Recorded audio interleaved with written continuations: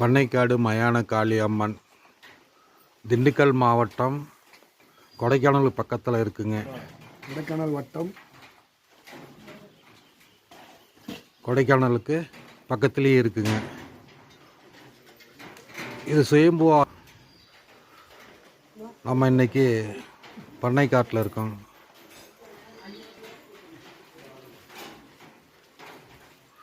பண்ணைக்காடு மயான காளி அம்மன்.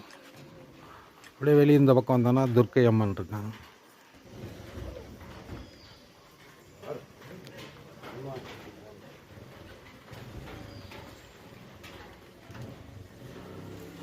வெளியூருக்காரங்க நிறையா வராங்க. துர்க்கை அம்மனை தரிசிச்சுக்குங்க.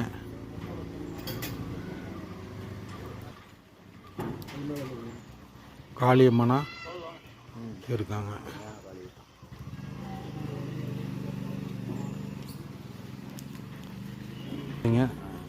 வைகாசி மாதம் கடைசி நாளில் வரக்கூடிய அமாவாசைங்க. எண்டில் 31ஆம் தேதி. நாளைக்கு பாதி அமாவாசை இருக்குங்க. ஆனி மாதம் பாதி 2 மாதத்துலேயும் கலந்து வரக்கூடிய அமாவாசையில் நம்ம இன்றைக்கி பண்ணைக்காட்டில் இருந்து தரிசிச்சிட்ருக்கோம். எல்லோரும் தரிசிச்சுக்குங்க. நம்ம கருப்பு சாமிங்க எல்லாம் பார்த்து தரிசிச்சுக்குங்க. பண்ணைக்காட்டில் மயான காளியம்மன் கோயிலில் இருக்கக்கூடிய கருப்பு சாமிங்க. 5 தலை நாகத்தோடு இருக்கக்கூடிய லிங்க நாகி ரூபடியாங்க. பார்த்து தரிசிச்சுக்குங்க. அப்படியே கோயிலுக்குள்ளே போகிறோங்க. வெளியே இருந்து உள்ளே போகும்போது சிவாலயம் நந்தியம்பெருமாளுக்கு முன்னாடியே இருக்கார். நந்தியம்பெருமாள்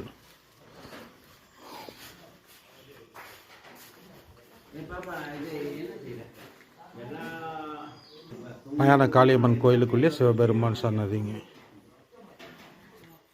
மயான காளியம்மனுக்கு சைட்லேயே விநாயகர் இருக்காருங்க.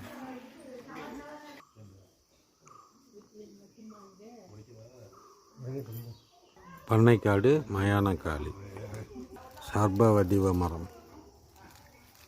ஆஞ்சநேய பகவானே காம்பவுண்ட் மேலே வைக்க போய்